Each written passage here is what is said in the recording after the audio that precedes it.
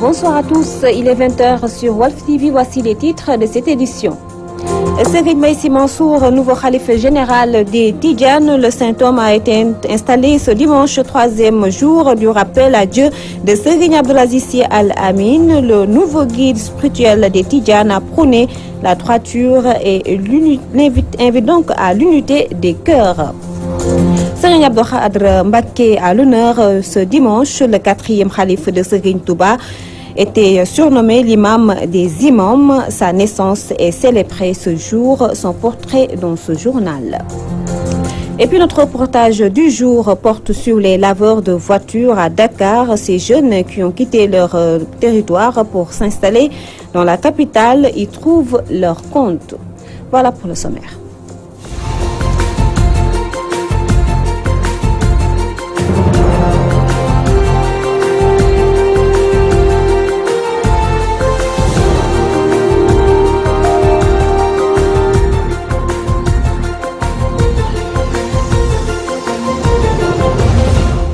Bienvenue à tous. Le successeur de Serigne Abdoul Aziz Sy Al Amine est connu. Serigne Mbaye Sy Mansour a été donc intronisé officiellement nouveau khalife général des Tidjanes ce dimanche.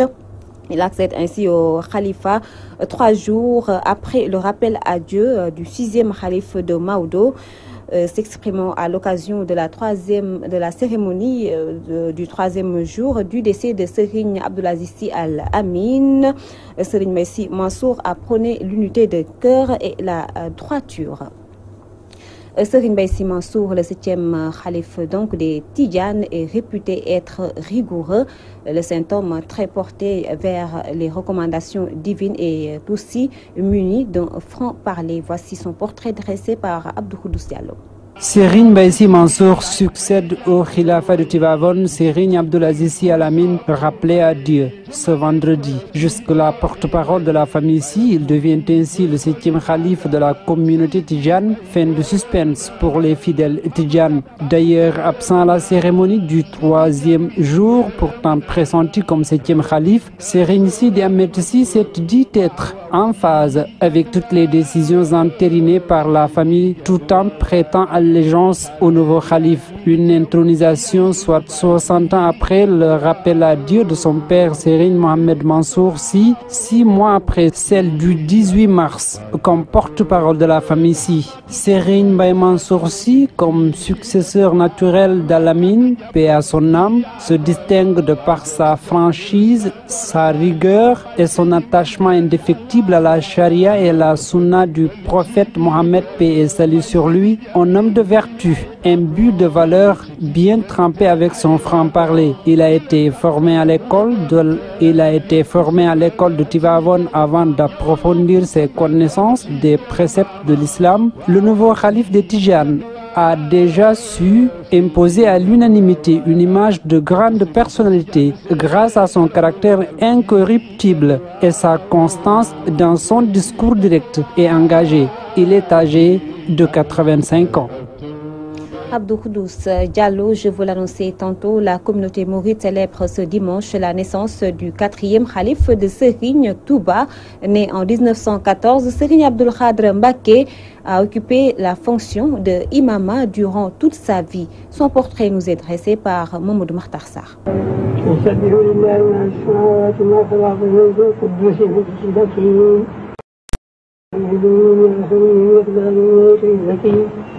Fils de Cheikh Ahmadou Bamba, le fondateur du mouridisme, et de Sokhna Aminata Bousso, Cheikh Abdou Khadre Mbacké est né une nuit du vendredi à Darou Alimou Habir, plus connu sous le nom de Ndam, en 1914. Après avoir maîtrisé très tôt le Coran, Serigne Abdou Khadre Mbacké s'est rendu à Guédé chez Serigne Modou Dem pour apprendre les préceptes de l'islam. De son vivant, il a créé beaucoup de villages dont on peut citer Boustan, Bagdad, entre autres. Sa ressemblance physique avec son père était saisissante. Serigne Abdou Khadre Mbacké a exercé toute sa vie durant les fonctions d'imam de la grande mosquée de Touba.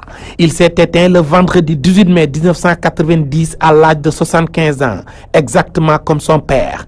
Serigne Abdou Khadre Mbacké repose à l'est de la grande mosquée de Touba.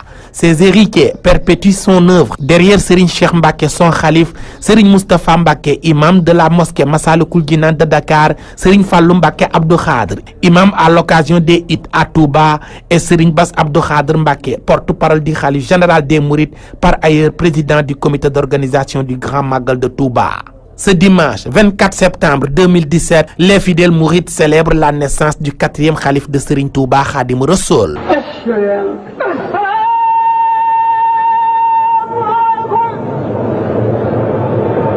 Touba Mbacké, Mamadou Makhtar Sarr pour la radio-télévision Walfadjri. Mamadou Makhtar Sarr, la communauté layène se mobilise pour les préparatifs du pèlerinage de Nguédiaga, un événement qui rappelle la découverte de Malika par Seydina Limamou Laye. Une randonnée pédestre a été organisée pour faire l'état des lieux des préparatifs de cette manifestation religieuse prévue le lendemain de la Tamkharit, suivant les explications de Seydina Medoune Thiaw Laye, donc au micro de Théodore Semedo. dox boobu dañu ko def pour ñaar benn bi dañu ko def ndax Seydina Limamou bi muy jógee Yoff di gàddaay ba mu fay jógee guddi la fa jógee xamuloon fu mu jëm amuloon destination ba yàlla def fi mu jaar yëpp mu jaar fa ba yàlla natt ko mu egsi ba fii. Une manifestation aussi importante que le pèlerinage de Nguédiaga. Le site est dépourvu d'eau. Il n'y a même pas une borne fontaine. Et voilà 2 ans, nous demandons à l'État de faire ce raccordement-là. Jusqu'à aujourd'hui, rien n'a encore été fait. La Giroude aussi, nous avons un problème d'accessibilité. Comme vous l'avez constaté, nous n'avons qu'une seule route. Cette route-là, c'est des centaines de milliers de personnes qui l'empruntent. Alors forcément, il va falloir qu'on fasse d'autres routes, ou il va falloir qu'on ouvre d'autres bretelles pour que l'accès soit beaucoup plus facile pour les pèlerins. Seydina Limamou, quand il venait ici, il n'y avait rien du tout. 1887 jusqu'à nos jours, un village aussi religieux que Malika doit être éligible au programme de modernisation des cités religieuses. Et ça, c'est une demande, c'est une forte demande d'ailleurs qu'on adresse à l'État, que Malika doit être érigé en cité religieuse.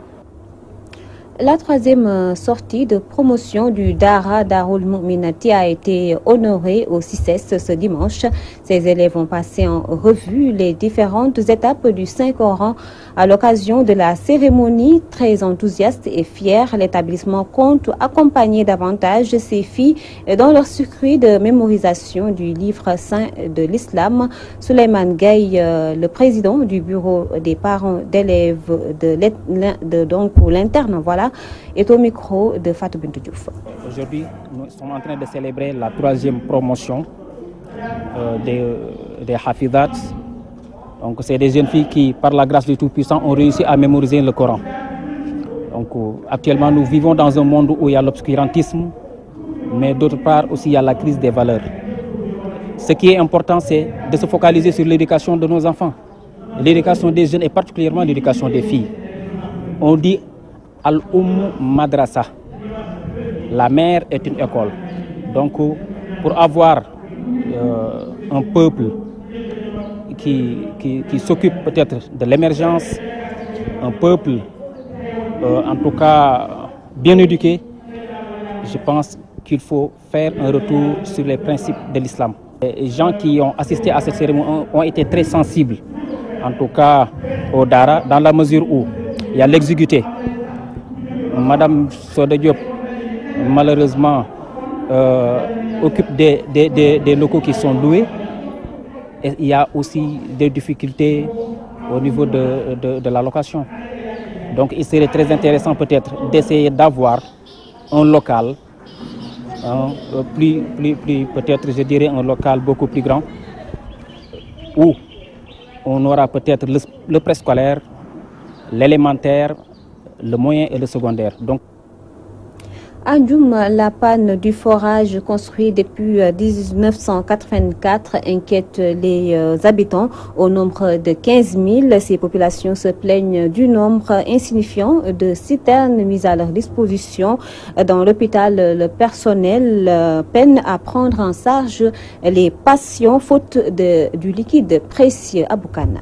Depuis une semaine, la commune de Ndioum est sans eau. Le seul forage de la ville qui date dans les années 1984 est tombé en panne. Conséquence, dans la ville de Ndioum, peuplée de plus de 15 000 habitants, l'eau ne coule plus dans les 10 quartiers. Une situation qui a véritablement fini de plonger les habitants de cette localité dans la désolation et le grand désarroi. Cette panne du forage de Ndioum n'est pas sans causer des désagréments au niveau de l'hôpital régional, car selon Ousmane Daou, un des agents de l'hôpital, depuis quelques jours, au niveau de la structure sanitaire, le seul camion citerne affrété aux malades est loin de régler le problème, car le constat est que le problème des linges dans les différents blocs est en paralysie. Les linges, des draps des malades, le lavage des mains est devenu un véritable casse-tête chez les populations au niveau de cet hôpital. Selon les agents de cette structure sanitaire, ils n'excluent pas d'ailleurs, d'ici quelques jours, d'évacuer les malades vers les centres de santé de Richard-Toll et de Saint-Louis. Chez les populations locales, c'est un camion citerne qui est mis à leur disposition pour leur alimentation. Selon Racine Gaye, habitant de la ville de Ndioum, si les dispositions pratiques ne sont pas prises sous peu, il n'est pas exclu que des cas de maladie surgissent. Dépêchés sur les lieux, les directeurs généraux de la FONES et de la SDE ont promis de réhabiliter le forage et de construire un château de 400 mètres cubes. Pour l'heure, ces milliers de populations dans le dilemme ne savent plus où donner de la tête. Apadora Boukan pour la télévision Fadjri.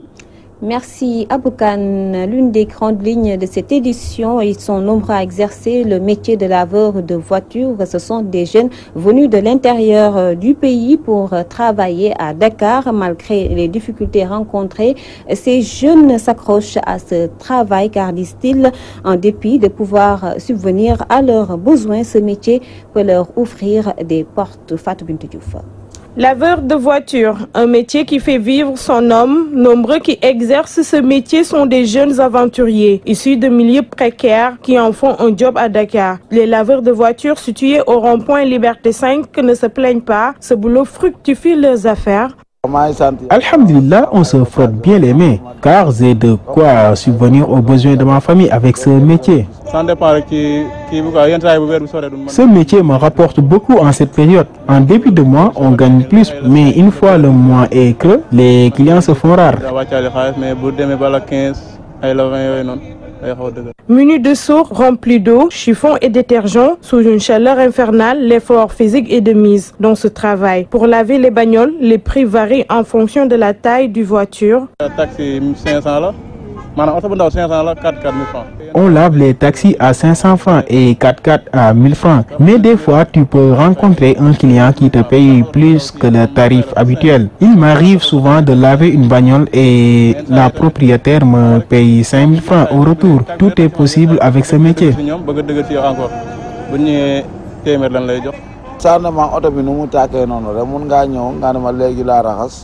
Le prix dépend de l'état du voiture. Il m'arrive des fois qu'on m'amène des voitures qui ne sont pas trop sales. Si le prix est à 1000 francs, le propriétaire me donne 500 francs. Les prix ne sont pas fixes, on essaie juste de s'entraider entre nous. Voilà, fixe normal quoi. Toutefois, ces laveurs se disent confrontés à d'énormes difficultés.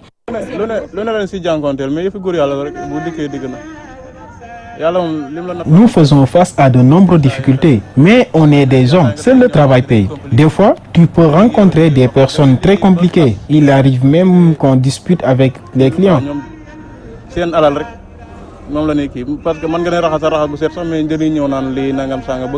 Ce métier n'est juste une sorte de passerelle pour ouvrir les portes de la réussite selon les raveurs de voitures, car, comme le dit l'adage, il n'y a pas de sot métier, seul le travail paye.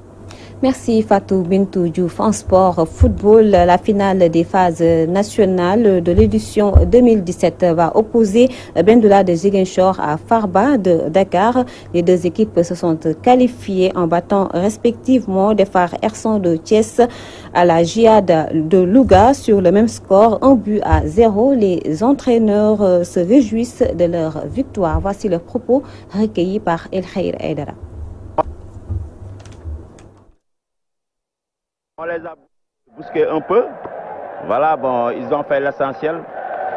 Comme je vous l'avais dit l'autre fois, ces matchs-là, ça va être serré, ça va être difficile. Donc voilà, les dieux du football ont été avec nous ce soir. Mais voilà.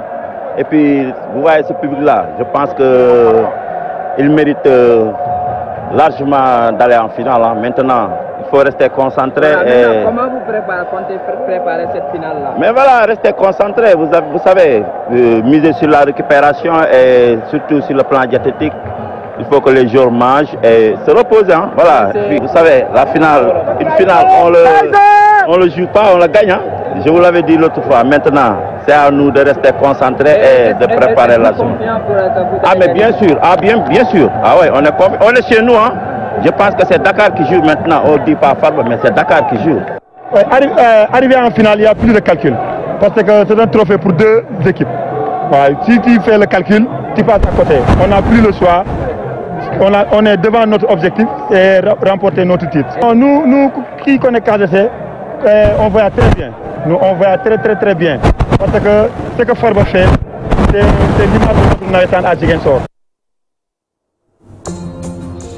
Et c'est la fin de cette édition. Merci de l'avoir suivi. Merci aussi de votre fidélité renouvelée à Walf TV. Prenez soin de vous. Bonne suite des programmes et bon début de semaine à tous. Au revoir.